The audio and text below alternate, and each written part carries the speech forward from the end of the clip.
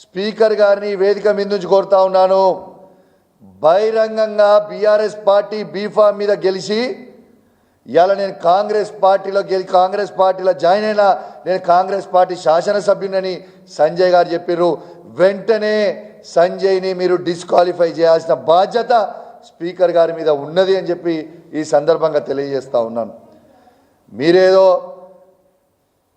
సంజయ్ గారు మీరేదో తమాషాలు చేస్తామంటే ఇక్కడ చూసుకుంటూ ఊరుకునేటోడు ఎవడు లేడు.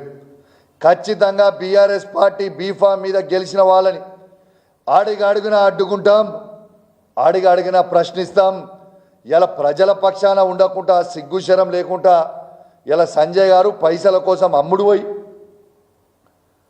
ఇలా Congress party agenda BRS party B form మీద గెలిచి రేవంత్ రెడ్డి సంకల జొర్రి రేవంత్ రెడ్డి గారు చెప్పినట్టు మాట్లాడుతానంటున్నాడు. ఇలా కొంచెమన్నా సిగ్గు శరము లజ్జ మానం లేదా అని చెప్పి అడుగుతా ఉన్నా నేను ఈ సంజయ్కి. ఇలా బాజాబ్తు చెప్తున్నా, ఇలా కేసీఆర్ గారి ప్రభుత్వంలో ఇలా 1,00,000 కోట్ల రూపాయలు డైరెక్ట్గా రైతుకి క్రెడిట్ చేసిన ఏకైక ఈ భారతదేశంలో ఏకైక ముఖ్యమంత్రి ఆనాడు ఉండే ఈనాడు ఉండే కేసీఆర్ గారని చెప్పక తప్పదని చెప్పి సందర్భంగా తెలియజేస్తా ఉన్నాను. ఏ రాష్ట్రంలో అయినా 1,00,000 కోట్లు డైరెక్ట్గా రైతు అకౌంట్లోకి వేసిర్రా? ఆనాడు నేను ఒక్కటే ప్రశ్న అడుగుతా, సంజయ్ గారు కానీ రేవంత్ రెడ్డి గారు దీనికి జవాబు చెప్పండి. కేసీఆర్ గారు ఉన్నప్పుడు రైతు బంధు ఎట్లా పడుతుంది, ఇవాళ ఎట్లా పడదు? కేసీఆర్ గారు ఉన్నప్పుడు 24 గంటల ఫ్రీ కరెంట్ ఎట్లా వస్తుంది, ఇవాళ ఎట్లా రాదు? కేసీఆర్ గారు ఉన్నప్పుడు దినవారం తిరగక ముందే దురదృష్టవశాత్తు ఎవరైనా రైతు చనిపోతే రైతు బీమా ఆనాడు ఎట్లా పడుతుంది, ఈనాడు ఎట్లా పడదు? ఇవాళ నెలకి టంచనగా ఆనాడు కేసీఆర్ గారు ఉన్నప్పుడు టంచనగా పెన్షన్ టైం మీద ఎట్లా పడుతుంది, ఇవాళ ఎట్లా పడదు?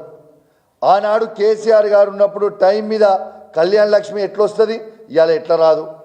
ఇవాళ కేసీఆర్ గారు ఉన్నప్పుడు ఇలా కేసీఆర్ కిట్లు ఎట్లు ఇస్తారు, ఇవాళ ఎట్లు ఇయ్యరు?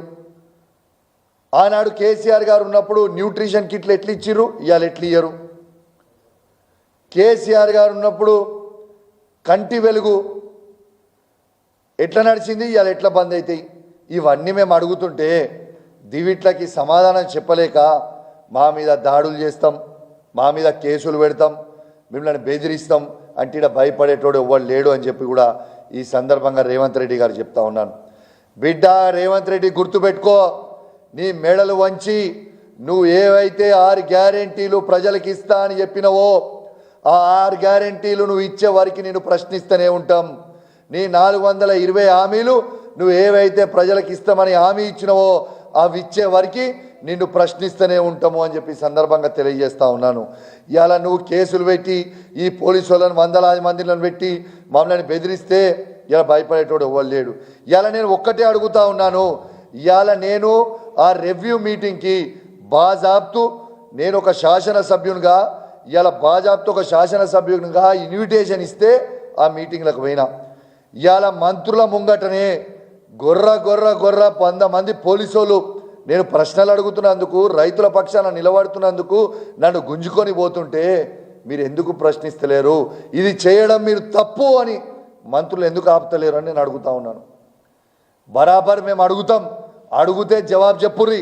మీకు చేతన కాకపోతే మాకు చేతన అవుతలేదు, మేము తప్పు చేసినామని చెప్పుర్రి. అది చెప్పుడు మాత్రం చేతన అవుతలేదు, దానికి జవాబు చెప్పరు. వాళ్ళని గుంజుకొని పోయి పోలీస్ స్టేషన్లలో పెడతామంటారు, కేసులు పెడతామంటారు, లేకుంటే దాడులు చేస్తామంటారు. ఏం దాడులు చేస్తారు? ఎన్ని రోజులు దాడులు చేస్తారు? భయపడతామా దాడులు చేస్తే? మీరు ఖచ్చితంగా నేను చెప్తున్నా, పార్టీ మారిన ఎమ్మెల్యే సంజయ్ సిగ్గు శరము లజ్జ మానము అన్నం తింటుంటే ఇలా నీకు దమ్ముంటే రాజీనామా చేయి, నువ్వు రాజీనామా చేయి, ఆడ కాంగ్రెస్ టికెట్ నుంచి పోటీ చేయి, నువ్వు గెలుస్తావా చూస్తా. చలో నీకు దమ్ముంటే సవాల్ విసురుతున్నా, ఈ 10 మంది ఎమ్మెల్యేలను మీరు రాజీనామా చేయరి, హుజరాబాద్ ఎమ్మెల్యేకి నేను కూడా రాజీనామా చేస్తా, పోటీకి దిగుదాం, ప్రజల పక్షాన నిలబడదాం. ప్రజల పక్షాన నిలబడి ప్రజలు ఏమి జవాబు చెప్తారో ఎట్ట జవాబిస్తారో చూద్దాం. పారి మీకు దమ్ము లేదా? మీకు దమ్ము లేదా? మీ 10 మంది రాజీనామా చేయరి, నేను కూడా ఎమ్మెల్యేగా రాజీనామా చేస్తా, అవసరమైతే కేసీఆర్ గారిని రిక్వెస్ట్ చేసి మా బీఆర్ఎస్ పార్టీ ఎమ్మెల్యేలు అందరం కూడా రాజీనామా చేస్తాం, ఎలక్షన్లకు పోదాం, చూద్దాం, ఇక మీరేంది మేమేందో చూసుకుందాం. ప్రజలు జవాబు చెప్తారు కదా, దీనికి జవాబు చెప్పరు. దాడులు చేస్తాం, కొడతాం, గుద్దుతాం, పోలీస్ కేసులు పెడతాం. అసలు నేను అడుగుతున్నా, నిన్న సిగ్గు శరము లజ్జ మానం ఉందా?